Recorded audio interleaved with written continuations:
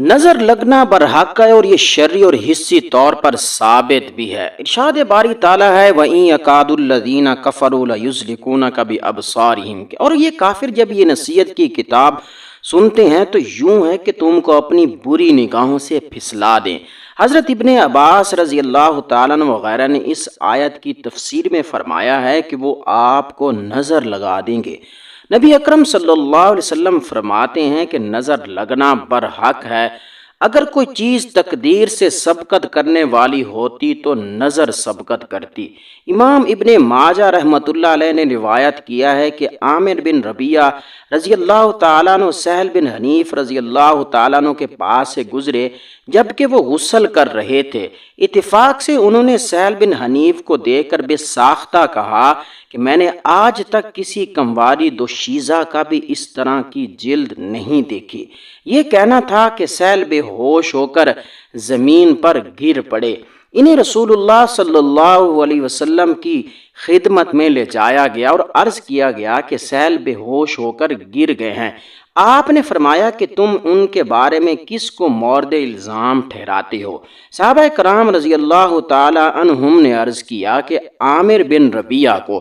نبی اکرم صلی اللہ علیہ وسلم نے فرمایا کہ تم میں سے کوئی اپنے بھائی کو قتل کرنے کے در پہ کیوں ہے؟ تم میں سے کوئی جب اپنے بھائی کی کوئی خوش کن بات دیکھے تو اس کے لیے برکت کی دعا کرے۔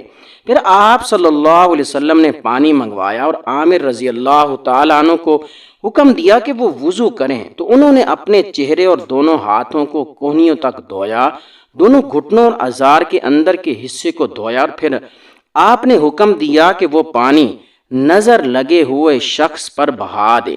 اس واقعے سے نظر بد لگنے کی شہادت ملتی ہے۔ بلا شبہ اس کا انکار نہیں کیا جا سکتا۔ نظر جادو سے زیادہ خطرناک ہے اور عام ہے۔ جادو اور نظر کی اکثر علامات ملتی جلتی ہیں۔ ہاں، بعض علامات سے پہچانا جا سکتا ہے کہ یہ جادو نہیں نظر ہے۔ نظر یا تو کسی کے حسد کی وجہ سے لگتی ہے یا پھر تعجب کی وجہ سے۔ یاد رہے تعجب کی نظر ماں باپ کی بھی لگ جاتی ہے، یعنی والدین بھی اگر بچوں کو دعا نہ دیں تو بچے ان کی نظر کا بھی شکار ہو جاتے ہیں۔ ایک مرتبہ ریاض میں ایک پروگرام میں راکی نے بتایا کہ وہ ایک ایسے گھرانے کو جانتا ہے کہ جن کا بچہ والدہ کا دودھ بہت پیتا تھا۔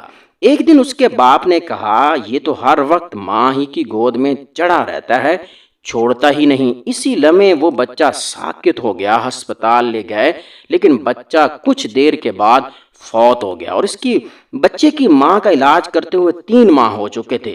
جن لوگوں کی نظر لگتی ہے عموماً وہ معاشرے میں معروف ہوتے ہیں کہ فلاں کی نظر لگ جاتی ہے۔ یا دوسری علامت یہ ہے کہ جن کی نظر لگی ہوتی ہے ان کو دیکھ کر انسان کی طبیعت عموماً خراب ہوتی ہے۔ غصہ، چڑچڑا پن، عجیب سی بے چینی محسوس ہوتی ہے، یا پھر انسان کسی کو دیکھتا ہے خواب میں جو صرف ٹکٹی باندھ کر اسے دیکھ رہا ہوتا ہے، کہتا کرتا کچھ نہیں۔ نظر اور حسد کی وہ علامات جو جادو اور اس میں فرق کرتی ہیں مدرجہ ذیل ہیں۔ نمبر 1، درد کا آنکھوں اور کن پٹیوں سے شروع ہو کر سر کی جانب پھیلنا اور پھر کندھوں سے اترتے ہوئے ہاتھ پاؤں کے کناروں میں پھیل جانا۔ نمبر 2، جسم پر عموماً چہرے، کمر اور رانوں میں سرخ نیلے دانوں کا بکثرت نکلنا یا دھبے بننا۔ نمبر 3، بکثرت پیشاب کا آنا اور قضائے حاجت کے لیے جانا۔ نمبر 4، بہت زیادہ پسینہ آنا خصوصاً ماتھے اور کمر میں۔ نمبر 5، دل کی دھڑکن کا کم یا زیادہ ہونا، دل ڈوبتا محسوس ہونا اور موت کا خوف ہونا۔ نمبر 6، چہرے کا زردی مائل ہو جانا۔ نمبر 7، تلاوت، نماز اور دم کے درمیان بکثرت جمائیں آنا اور آنسوؤں کا بہنا۔ نمبر 8، پڑھائی اور کام سے دل کا اچاٹ ہو جانا، حافظے کا کمزور ہونا اور بے توجہگی رہنا۔ نمبر 9، مسلسل تھوک بہنا، جاگ کی مانند یا سفید بلغم۔ نمبر 10، سوتے میں یا دم کے درمیان آنکھیں دیکھنا یا کسی کو ٹکٹکی باندھ کر اپنی طرف دیکھنا۔ نمبر 11، جسم میں خارش اور چونٹیاں رینگتی محسوس کرنا۔ نمبر 12، آنکھوں کا شدت سے پھڑپھڑانا یا جھپکنا۔ نمبر 13، ہاتھ اور پاؤں کے کناروں میں سوئیاں چبھنا اور ٹھنڈا رہنا۔ نمبر 14، جسم کا بہت زیادہ گرم رہنا۔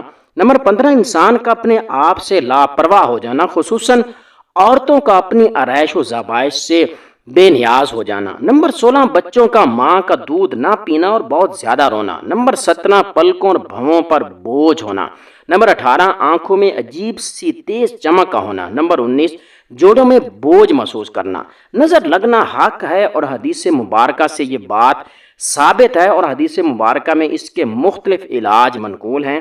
ایک یہ کہ جس شخص کی نظر لگی ہو اسے کسی برتن میں وضو یا غسل کرایا جائے اور وضو یا غسل کا پانی اس شخص پر ڈالا جائے جس سے نظر لگی ہو۔ اس سے انشاءاللہ نظر کا اثر زائل ہو جائے گا، جیسا کہ حدیث مبارکہ میں اس کا طریقہ مذکور ہے۔ حضرت ابن عباس رضی اللہ تعالی عنہما نبی کریم صلی اللہ علیہ وسلم سے نقل کرتے ہیں کہ آپ صلی اللہ علیہ وسلم نے فرمایا، نظر بد حق ہے، یعنی نظر لگنا ایک حقیقت ہے۔ اگر تقدیر پر سبقت لے جانے والی کوئی چیز ہوتی تو نظر ہی ہوتی، اور جب تم سے دھونے کا اس کو مطالبہ کیا جائے تو تم اسے دھو دو، اور جب تم سے دھونے کا مطالبہ کیا جائے کا مطلب یہ ہے کہ اس وقت عرب میں یہ دستور تھا کہ جس شخص کو نظر لگتی تھی اس کے ہاتھ پاؤں اور زیر ناف حصے کو دھو کر وہ پانی اس شخص پر ڈالتے تھے جس کو نظر لگتی تھی، اور اس چیز کو شفا کا ذریعہ سمجھتے تھے۔ اس کا سب سے ادنا فائدہ یہ ہوتا تھا کہ اس ذریعے سے مریض کا وہم دور ہو جاتا تھا۔ چنانچہ رسول کریم صلی اللہ علیہ وسلم نے اس کی اجازت دی اور فرمایا کہ اگر تمہاری نظر کسی کو لگ جائے اور تم سے تمہارے اعضاء دھو کر مریض پر ڈالنے کا مطالبہ کیا جائے تو اس کو منظور کر لو۔ دوسرا علاج یہ ہے کہ جس کو نظر بد لگ جائے تو اس کو رسول اللہ صلی اللہ علیہ وسلم کے اس قول مبارک سے دم کیا جائے کہ بسم اللہ اللہم اذہب حرہا و بردہا و وصبہا۔ ترجمہ ہے، اللہ تو اس نظر بد کے گرم و سرد کو اور دکھ اور درد کو دور کر دے۔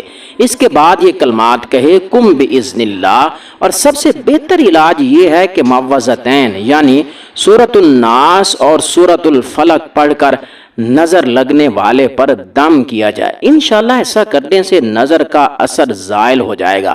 اسی طرح اگر دیکھنے والا کسی ایسی چیز کو دیکھ کر ماشاءاللہ کہے تو ایسا کرنے سے نظر کا اثر نہیں ہوگا۔